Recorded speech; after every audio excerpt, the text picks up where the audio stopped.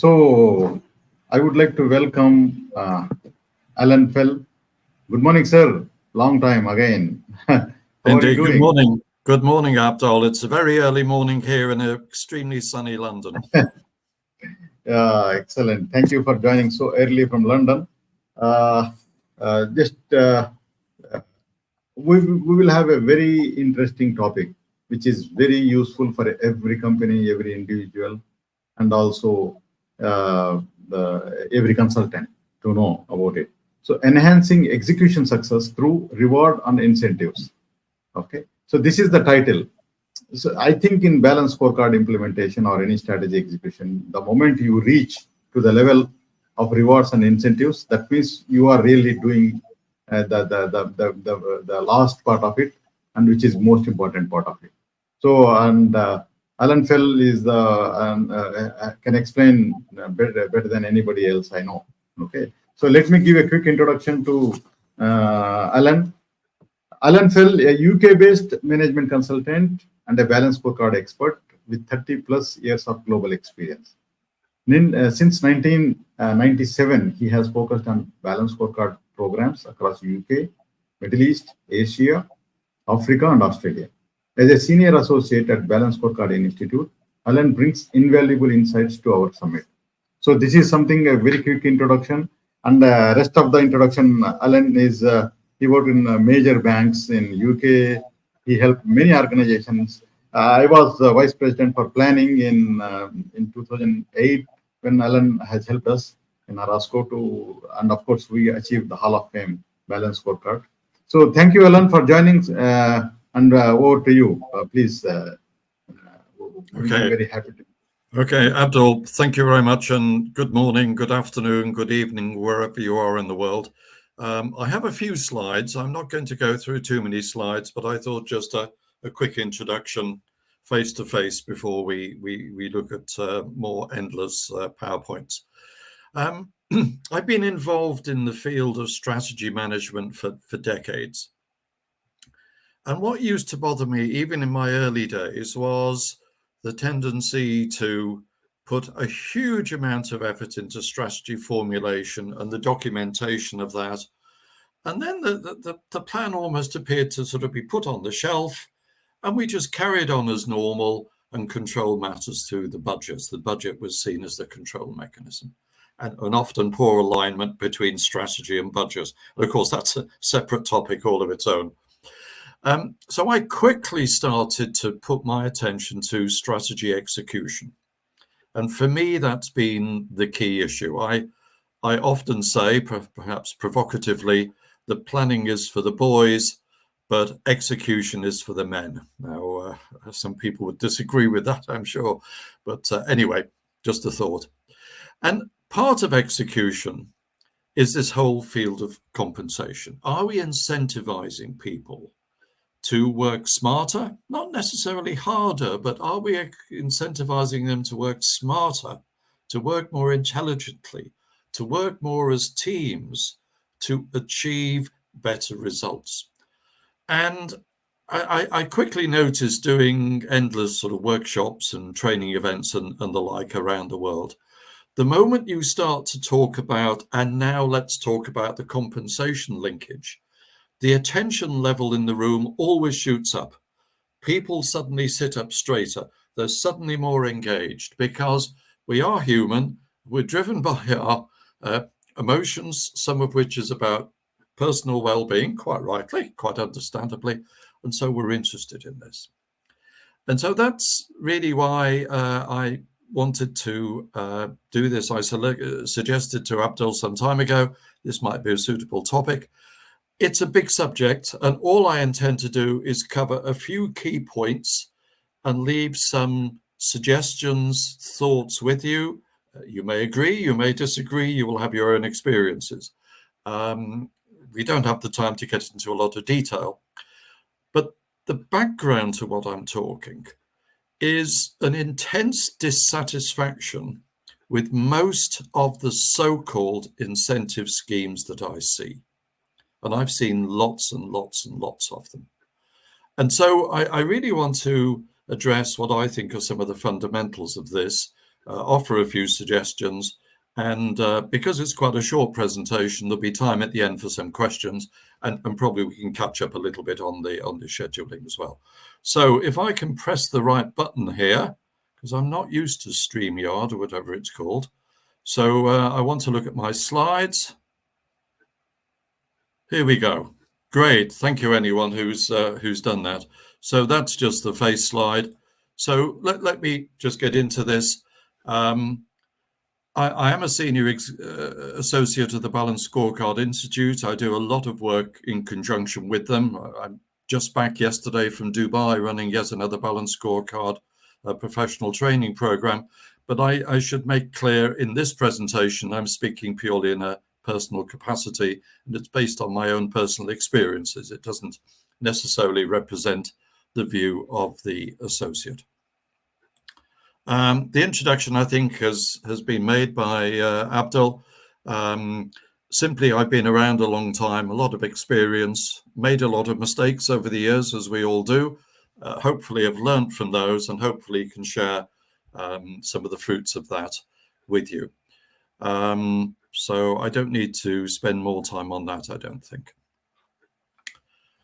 One of my favorite business slogans, if you like, is this one, or this slide is attributed to Arnold Schwarzenegger, a fascinating man. If you want business quotes, he's a very interesting man to go to if you follow him, whether through his film career or his political career or his kind of celebrity guru career, which I guess he's in these days.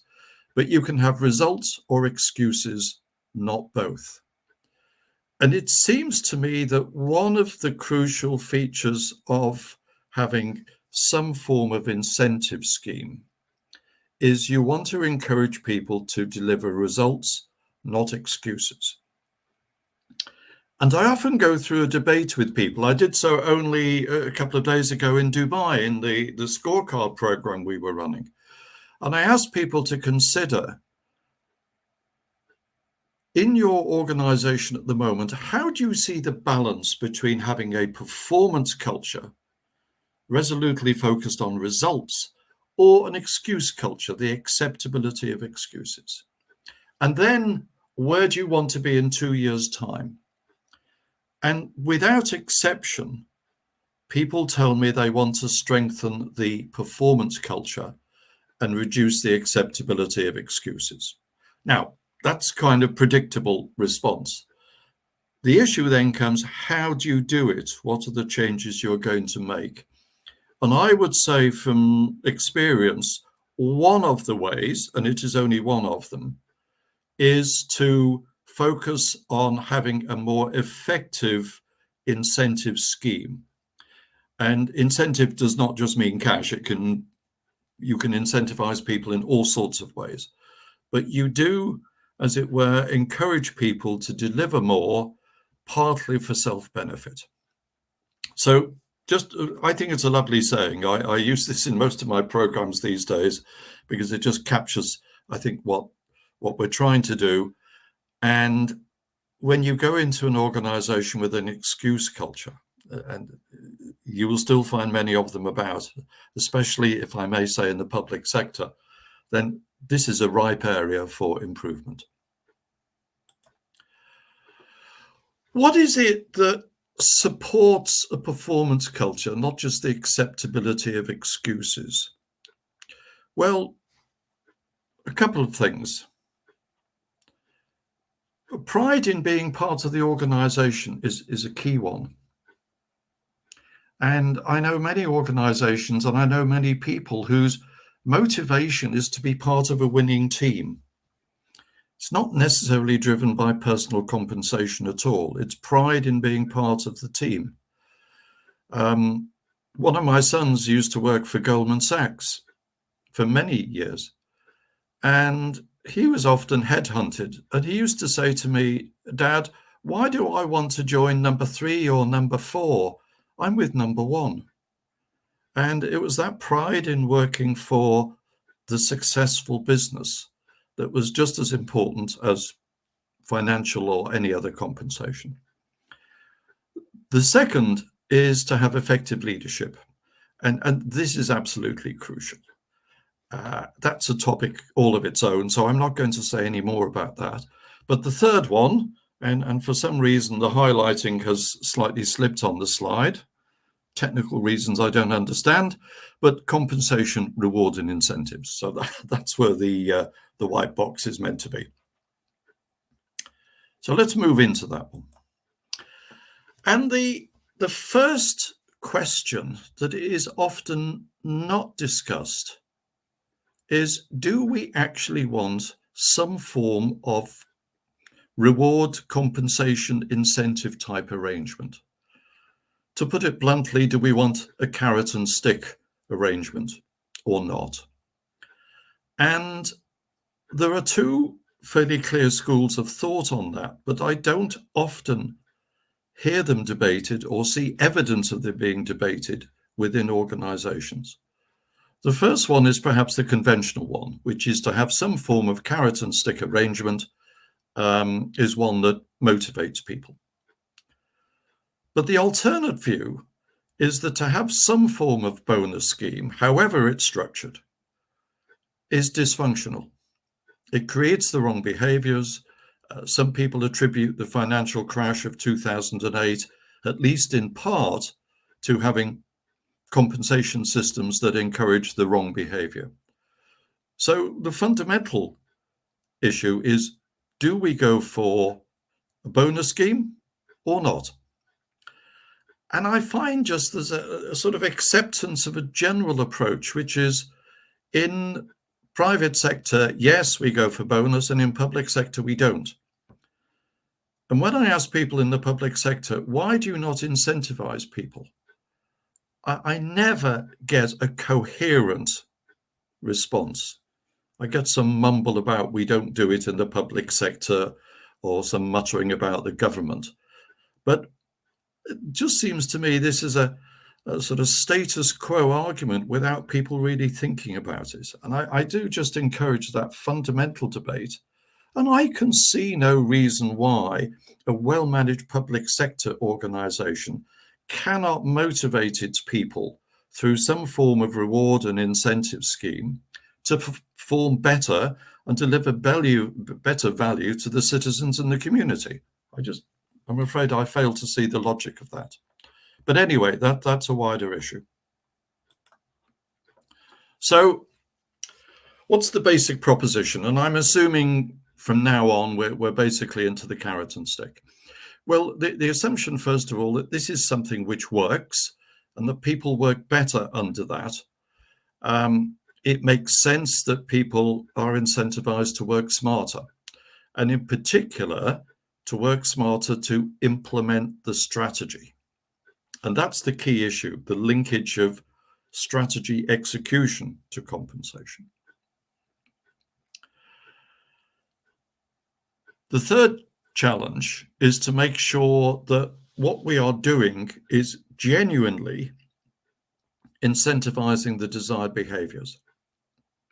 And this is where I am, and with all due respect to my friends and colleagues in the HR world, in most cases, I am intensely critical of how they actually handle it. It seems to be a scheme which is easy to manage administratively for HR, but does very, very little to incentivize staff. And we'll talk about some of those issues just a little bit later in this. And the final point is, if you're going to adopt what is classically called the carrot and stick, well, what's the stick? What do you do to people who don't perform? How do you handle that? How do you motivate the average worker to work smarter? What do you do to those who either will not or frankly do not have the right capabilities to perform at the level you want them to? I recall in a business I worked in a long time ago now, but we introduced a new compensation scheme allied to balanced scorecard. It worked extremely well. But we had to also deal with the low performers, and we had a policy that the bottom 5% of employees would be exited. Now, that was done very sensitively. It was done in conjunction with labor unions, people were helped to redeploy, not simply thrown out on the street, as it were. So it was done in a very considered and, I thought, respectful manner. But the fact is that we did not want square pegs in round holes. We did not want people who simply did not demonstrate the capabilities we needed, and therefore were holding the business back. So you need to have a little bit of both, I think. How it's done is tricky, and that requires often some careful thought. If we think about the pros and cons of an incentive scheme, so on the left-hand side, the stick and carrot, it's conventional wisdom. It seems logical. You are appealing to personal emotions of winning, of greed. And to some extent, we all fall into that a little bit. And you want to encourage this culture of achieving results, not excuses. So that sounds fine. But on the right-hand side, it often goes wrong. You can get unintended results. As I said a moment ago, the financial crash of 2008, in many ways attributed to compensation schemes that encourage dysfunctional behavior by certain categories of people. It can be very divisive within an organization if you are setting one employee against another. The stick that I talked about a moment ago may not be workable. It can encourage game playing. And again, there's a white box that's slipped on this version for some reason. Focus on internal targets rather than the competition. I'm a great believer in focusing on beating the competition. And there may be badly designed issues which create risks. So this is where this fundamental decision needs to be made. And I would encourage organizations not just to jump in with the conventional approach, but think about it and consider very carefully. Do people simply acclimatize to getting a bonus? And if next year the corporate performance is down a bit and they get lower bonus, do they actually feel cheated? Does that motivate anyone, or does it actually demotivate? So this does require careful thinking. Go back to my theme about team-based competitive success. And on the left-hand side, we have what I would regard as a typical approach, which is the inward approach. We're setting targets looking inward. So let's take very, very simple sales issue. So our baseline last year was 1,000. Never mind 1,000 what, we sold 1,000. And our target this year is 1,200. So a 20% increase. And I'm sorry, again, is on this version, on my version, these boxes all work well, but I'm afraid on this version, on the system, it's just slipped a bit. So I'm afraid technology defeats us. It certainly defeats me on occasions. But basically, there we are. So the internal target says 20% sales increase. If we focus externally in terms of team-based competitive success, we change from being the bottom point on the left-hand side, by the way, is basically we have, let's say, 4 sales staff. So each of them is being targeted to achieve 300. And the danger, of course, is they're trying to steal business from each other. So they're working in competition with each other to achieve their personal targets, which collectively should add up to the 1,200. But on the right-hand side, if we're focused on competitive success, this is externally focused. This is outward focused.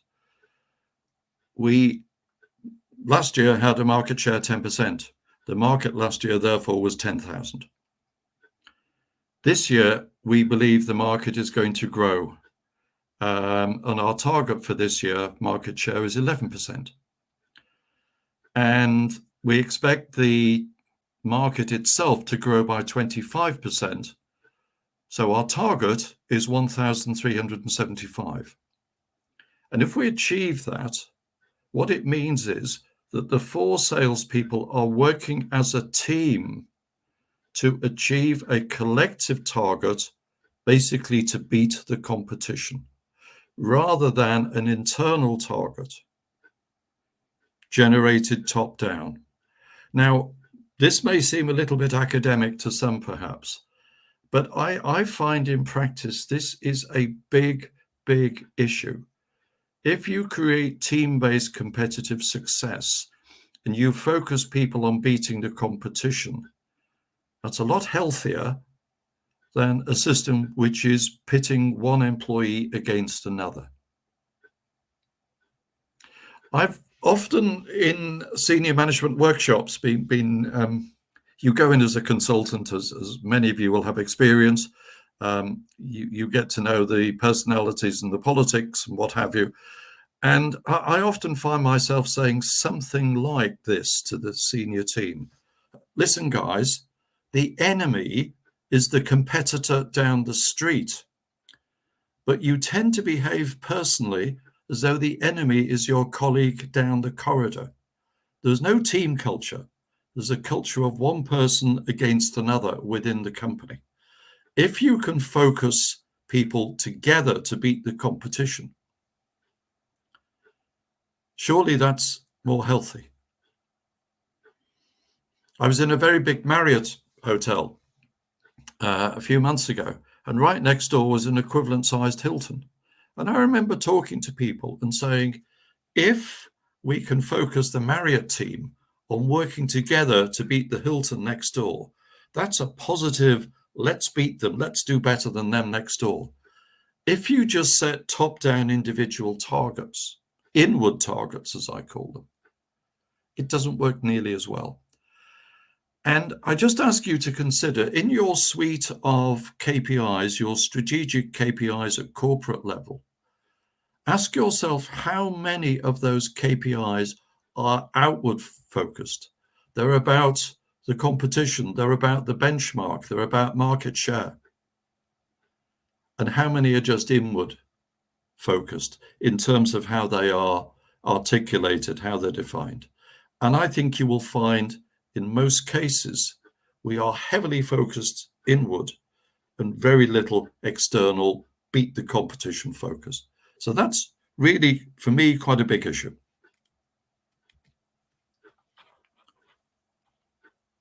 Next slide. So where are we? We're really into a situation where if we're going to have our bonus compensation scheme, we're really talking about two things. One, what is the performance that creates the capability or the capacity to pay bonuses? And then two, how do we distribute? So let me pick up each of those.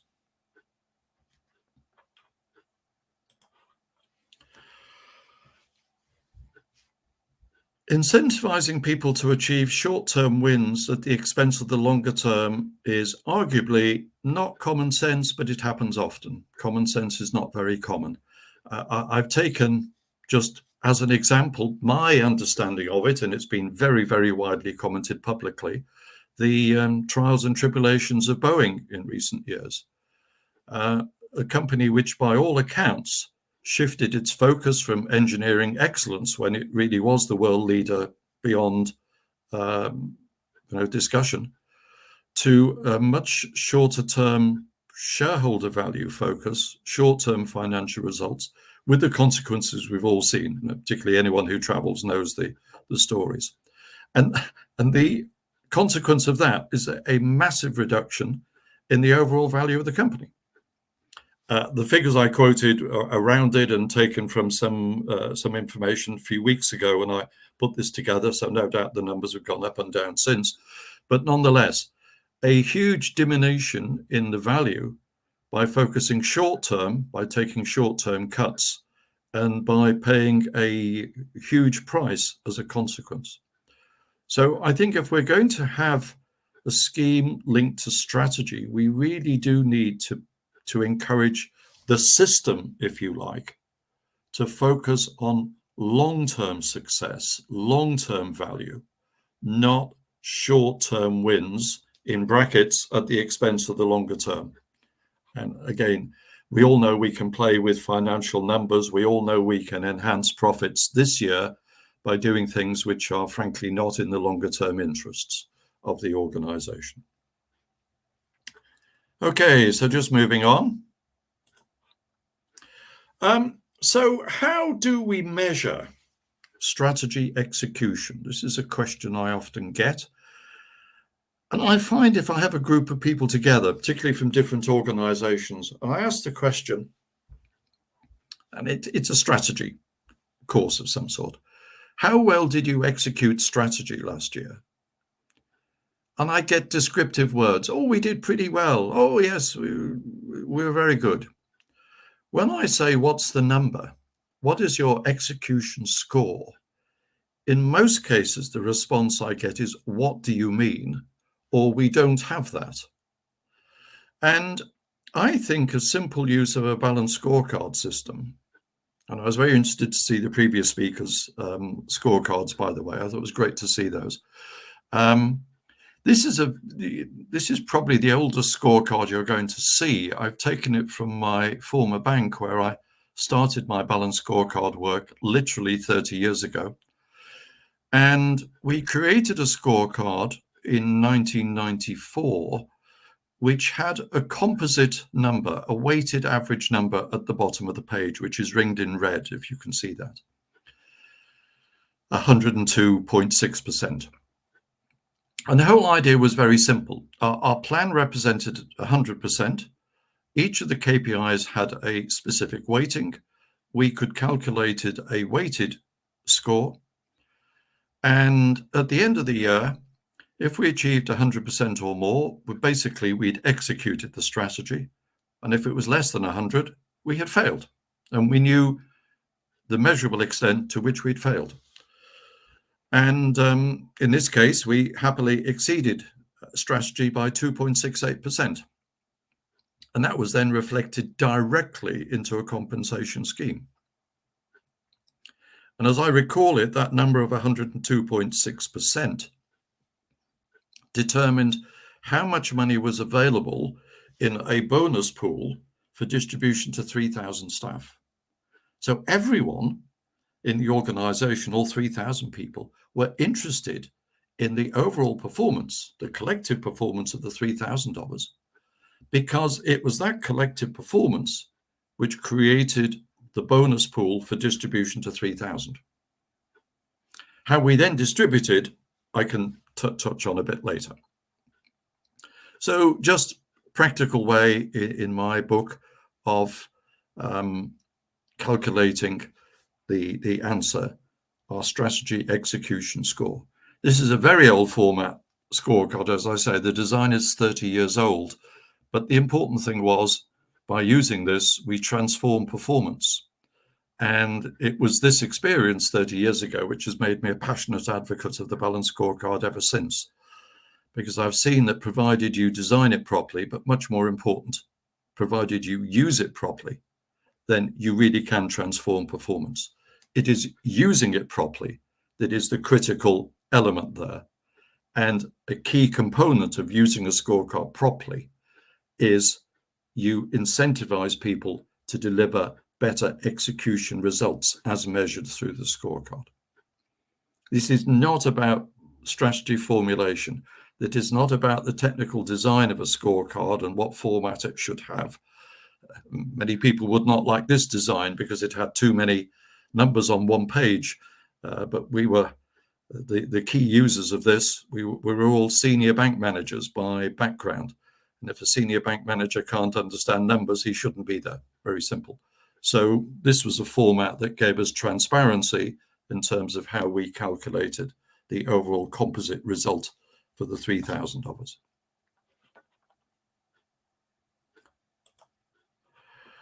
So we then have a choice of how are we going to calculate the score. There are three options, it seems to me. The first option is we base on just one measure. This is profit sharing by another means. And it takes me back to the Boeing example. This creates short-termism, in my view, and I don't like it. If we are serious about strategy, surely we are concerned not just to get short-term results today, but to develop the business for the future. This is a 2, 3, 5, 7-year strategy, whatever. Those who are familiar with the Middle East, in particular Saudi Arabia, the impact that Vision 2030 has been truly enormous. But the long-term view there has been fascinating to see and to be a small part of that. The second option, which I would give a yellow rating to, is based on a small basket of key results measures. And I'll show an example on the next slide or so. And the third option is the one I've just shown you, where it's based on the full suite of KPIs within a balanced scorecard system or an equivalent strategy management system. We do not need to have the Kaplan and Norton 4 perspectives to do this, but we do need to have some form of measurement and monitoring of our strategy in a proper, structured, regular way. So I would give the red, yellow, green assessment on that. Some of you may have different views. We'll see in the comments. So in this case, I'm missing bits. I really don't know what has happened to these slides as they're put through the system, which is very unfortunate. So let me just describe what this is about. This is taken from a scorecard in the Middle East, and they had about 21 KPIs, as I recall. But what the chief executive personally wanted was to focus bonus and compensation on achieving a basket of 6 of the key results measures. So results is, I think, 3 KPIs in the customer perspective, 3 in the finance perspective. In the customer perspective, it wasn't just a focus on sales as such, total sales. What they were concerned about strategically was to widen the number of active customers, to widen the product range, and to change the mix of sales revenue from just selling products to also the servicing and maintenance and repair side. So the idea here was not just to focus people on total sales, which had been the situation in the past, but to encourage them also to focus on within total sales, generating new customers, developing new products which would have long-term value, and changing the mix of business to a higher profitability margin business of servicing repairs, not just initial sales up front. So my apologies that for some technical reason it's not showing on the system here, but that's is in the original. And Abdul, I've sent you the original anyway, but I will sort of resend it just to make sure, so that those who are online today, if they want to have, or you would like to distribute a copy of the slides without these sort of technical distortions, then please do so. And I'm afraid the same here. So without the table of numbers, we just can't see it. So I just have to skip over, but it just shows the calculation.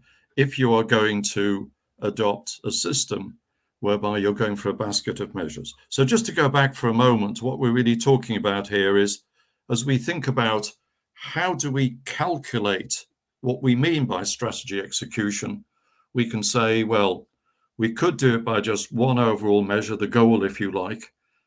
Profit sharing will be the most obvious, perhaps, outcome of that.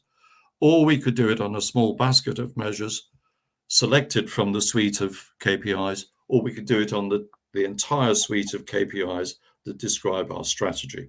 And my personal opinion is the red, the yellow, and the green rating. I would give each of those 3 options. Okay, so just to move on. Can you take the screenshot? Okay. Mm-hmm. Slide show. Yeah. And if you remove the slide show, maybe it will look cleaner. I don't know. It's just, who knows? It's just going through this system, I'm afraid. It doesn't matter, as I say. I think you have a copy anyway, Abdul, and I will send you after this an updated version just to make sure you have what it is, and sure, in PDF. So I'm very happy that be circulated to attendees if they are interested to receive it. Mm-hmm. Yeah. Okay. Sure, definitely. The other thing we need to think about is how we're going to distribute to individual employees. It's all very well having team-based and so on, but how does this work? And this is a very typical matrix. It's taken from a recent client. And in this case, you can see the more senior you get, the more that you're focused on the collective performance of the corporate, whereas the more junior you are, you're more concerned on your personal performance, which is assessed through some form of personal objectives, personal appraisal system. Going back to the sales example before, that might pick up the assessment of how the individual team of sales have personally performed, not just in terms of their personal sales, but in terms of their whole approach. Have they been a team player? Have they worked in the interest of the organization as a whole, not just their own sort of personal benefit? So fairly classic matrix needs to go in. The thing that I often see works badly is that these compensation schemes are designed so the very senior people who already get extremely large salaries can get potentially massive bonuses, and the junior staff, who are often paid lowly, get derisory bonuses if they get anything at all. And it is a complete switch off. So you have to make sure that the distribution works and is genuinely incentivizing all of your staff, and not just giving already highly paid people an extra slice of cake. And this is, I quite like this because I've seen so many examples, but how not to do it. My boss pulls up in his brand new BMW, and I look at it and admire it, and I say, that's a nice car, boss. And he says, well, yes, if you work even harder next year, I'll be able to get an even better car. You work hard, I, as your boss, get the benefit. This is not how to do it.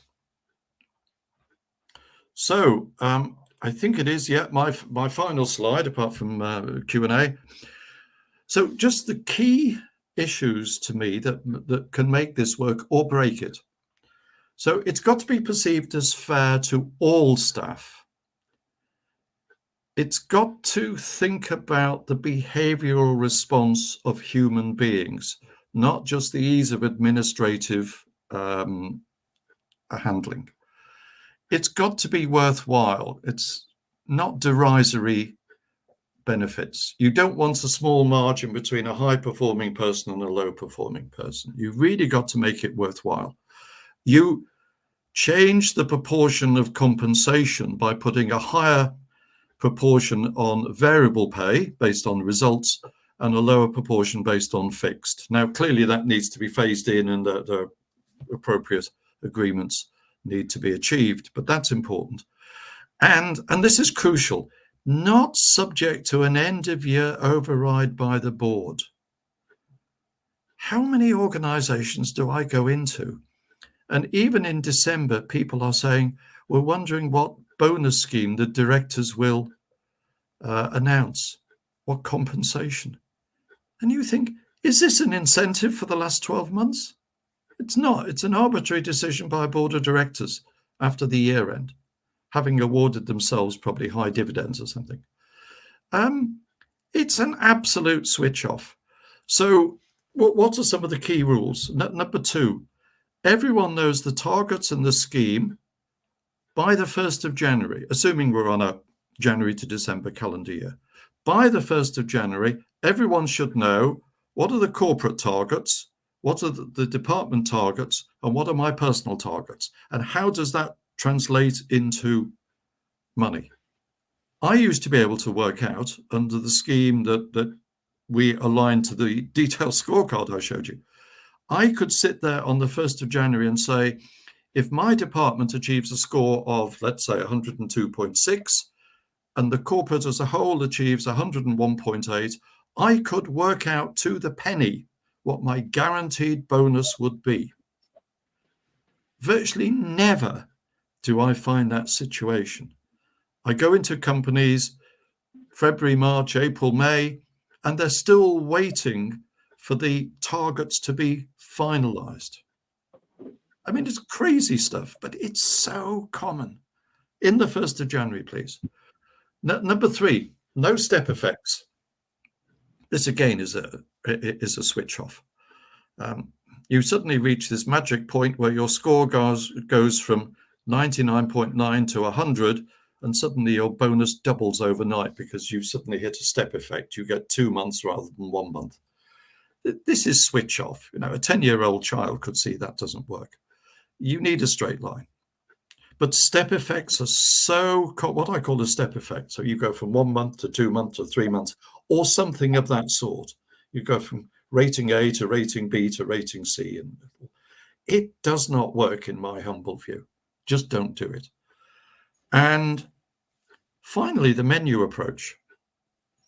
We're human. We're appealing to human emotions and to a certain extent to greed. What switches some people on does not switch others. So do you want to take cash? Do you want to take time off? Do you want to get extra training opportunities in respected colleges or something? Do you want to get shares? Do you want to get travel miles? Whatever it may be. But a good menu scheme can really enhance the value of this. So look, that's all I wanted to say.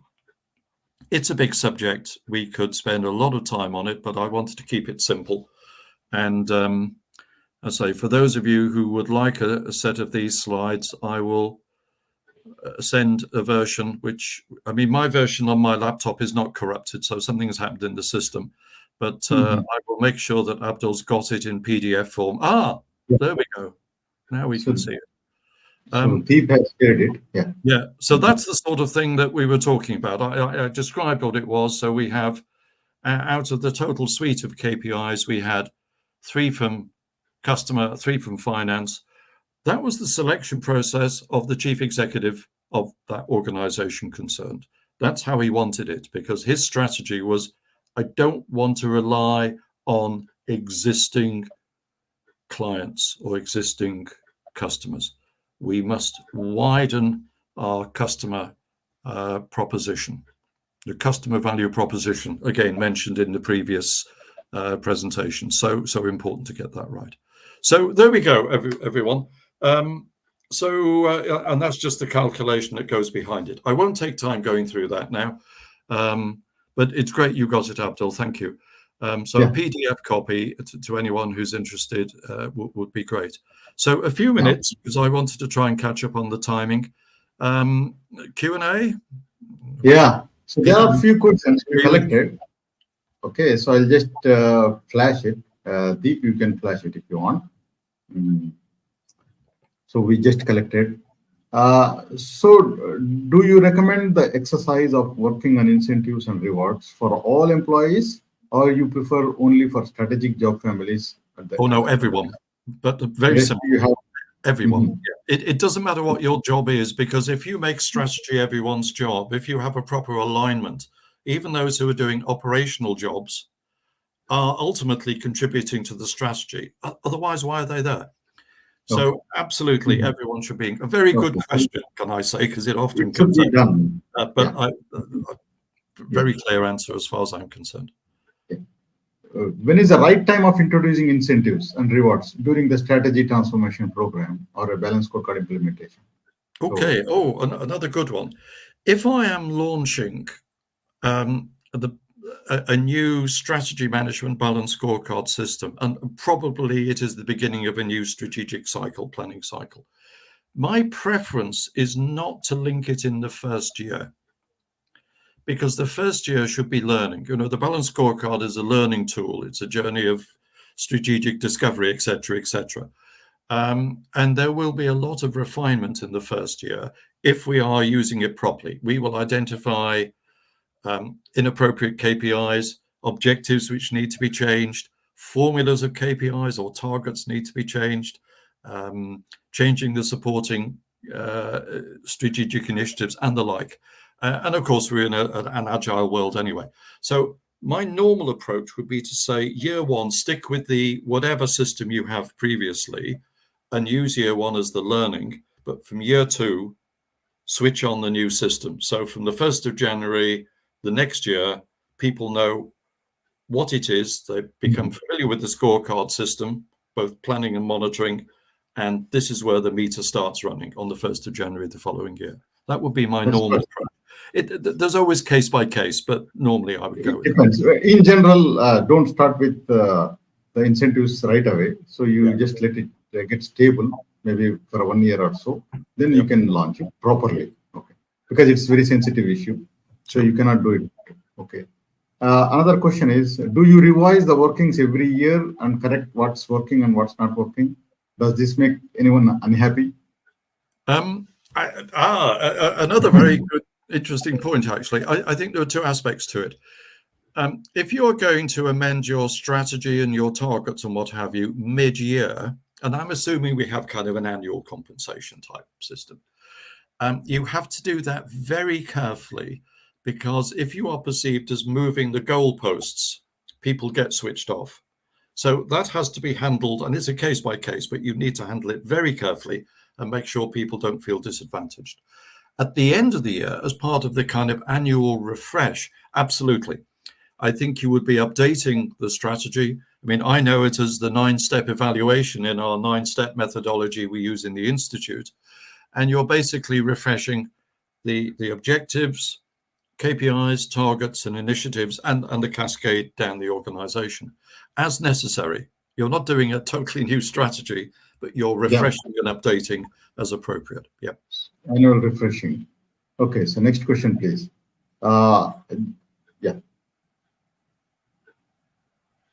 So before that, there is one more question. Okay. Yeah. No. Again, a nice one. Senior people should all be part of this. Now, normally you also have some form of executive compensation scheme, often linked to share values. That was the sort of thing I was involved in my former bank.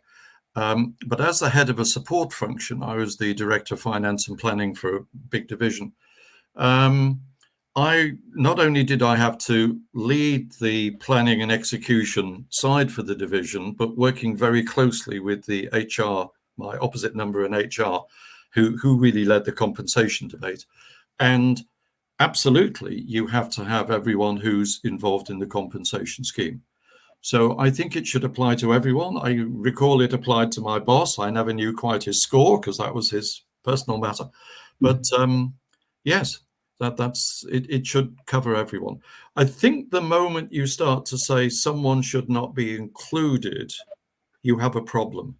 And it's just as important for the support staff as the kind of customer facing. This is not just a wheeze to pay sales commission. Let me put it that way. It should apply to everyone. So there is one more question. Generally, sales incentives are different than rest of the organization. Yes. Is that okay? So sales is the incentives in sales is different, and is that the scenario, Alan? I personally never liked that, but then I have to say I've never been a salesman as such, apart from running my one-man business the last 25 years. Go back to the example of the basket of measures, where the target was not simply total sales, but also the mix of sales of new products, sales from new customers. So I've never been keen. I realize it happens and it is quite widespread. But I don't want to see salesmen as kind of first-class citizens in terms of compensation and everyone else as second class. I think that is dysfunctional. And so I think it requires careful work and careful communication and understanding what the targets are for the people in a sales function. And it goes back a little bit to, and again, back to the previous speaker with the sort of functional scorecards. If you're in sales department, what is the sales department scorecard? What is sales department being incentivized to achieve? And typically, if you're in sales, you've got something from corporate, something from sales, something individually. But the sales department scorecard should reflect what is the strategy for sales for the company, for which the individuals are then responsible for implementing. So I think there's a tie-up. I think the golden rule is don't create first-class and second-class citizens. Mhm, mhm. One more question is, what is the right approach? Okay, yeah. So how are overall corporate targets set and then assigned to the different business units? So what is the flow you usually recommend? How long have we got on this one? um, in general, I think we tend to do the top-down targets because we've got, start off with the vision, and I want to see the vision translated into a corporate goal. I passionately dislike the idea of just having a vision statement floating somewhere in the sky that appears to be disconnected with everything else. So we need to translate the vision into words that can be understood by everyone, not the jargon, and with associated goal or goals, corporate goals. That's then a cascade process. Now, the extent to which those corporate top-down targets, the goals, are the aggregation or the input of business unit capabilities, that's the planning debate. It's a major issue of planning. And all I would say briefly is that a weakness I commonly see on the planning side is the absence of clear overall goals, what I call the destination. The strategy is that, choosing the best route to reach the destination. If we don't know where the destination is, and that is quite common, especially in the public sector, very difficult to work out the right route. You try getting in a taxi and the driver says, where to, boss? And you say, I don't know. Or as I did yesterday, get in a taxi on the Palm Jumeirah in Dubai and just say, well, can you take me somewhere towards the centre of Dubai? I didn't. It was Terminal 3, Emirates business class, please. Off we go. It's specific. And, we often miss that in business. Yeah. So thank you. One more question is, what is the right approach to challenge, change, or highlight issues with strategy or specific strategic initiative? Let's take it beyond the planning phase. Let's assume there's been a lot of discussion and dialogue during the whole planning formulation phase. As we go through the year, one of the fundamental questions is, are the strategic initiatives working? Are they on schedule? More importantly, are they delivering the business benefits that we expected from them? And one of the most common things as the year moves ahead, and inevitably some things work better than others and external influences and the like, that we have to reprioritize initiatives. It's a very common issue. So I think the more rigorous the monitoring and the regularity of monitoring to know whether projects are working, are we getting the business benefits, and the willingness to reprioritize resourcing if necessary, if appropriate. I'm not saying just do it for the sake of it, but if appropriate, because we can see from the monitoring that some projects are working better than others or having greater beneficial impact than others. So understanding the benefits realization side. But you have to have the ability to review and challenge. That's what the monthly executive committee meeting to review the scorecard to me is all about. So it's a monthly strategy review meetings or a quarterly review meetings, whatever. Faisal, Irfan, that will be the right time for you to address those things, those challenges or changes or any issues. Yeah. But I don't like quarterly. Yeah, quarterly. Yeah. Monthly. So actually, it started quarterly in the early part of balanced scorecard implementation. Yeah, sure. Then later we realized that it's a monthly process. Yes, absolutely. Even if you don't spend, and actually, when you do quarterly, it takes a long time. Sure. For prepare, and then people are also relaxed and they work only like a couple of weeks before the meeting. Sure. Okay. So if you are doing on a month-on-month basis, and say specific strategy review meeting, not mixed with operational review meeting. Yes. So then it will be effective. Yes.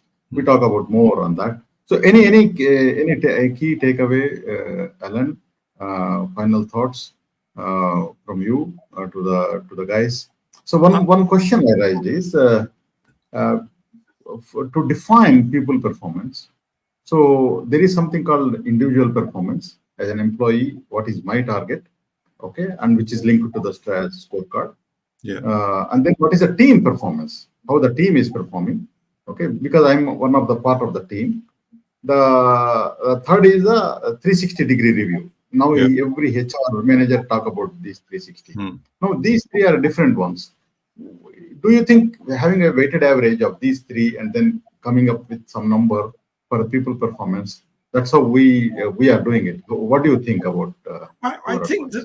that ultimately, Abdul, I think there are all sorts of options you can have. I think my final message, if you like, would be always consider the behavioral impact from the perspective of the employee, not from the ease of administration by management. And that's where I think it often goes wrong. So we That's allow all. things like a delay before we announce what the targets are, February, March, April.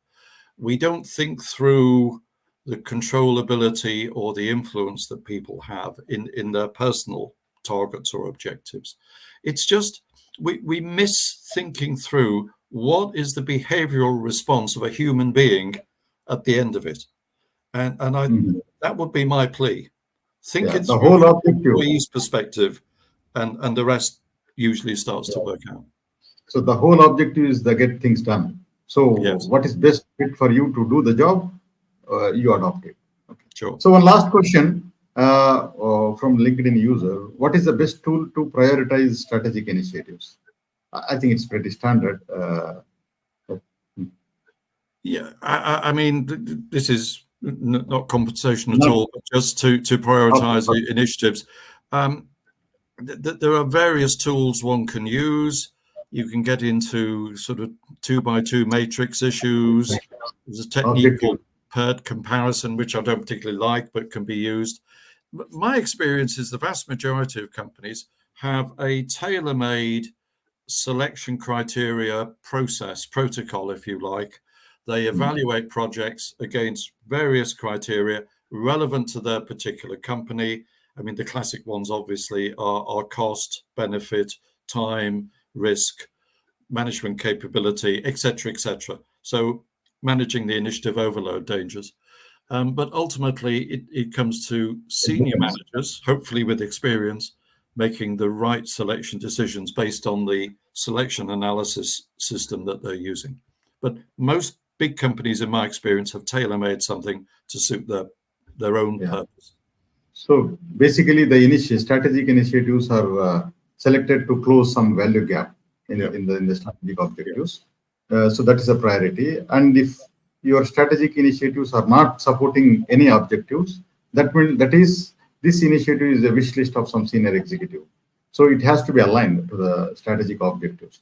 I think that's a primary thing. But how to evaluate, how to prioritize which initiative is of high priority, that's something depends on the individual organization. I think that we will talk in yes. other sessions. I Sure. think so. Thank you, Alan. It's a very fantastic session today. Very interesting.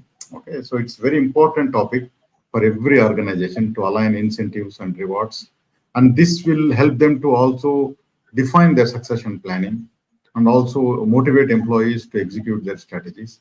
So this is something very interesting. So thank you very much.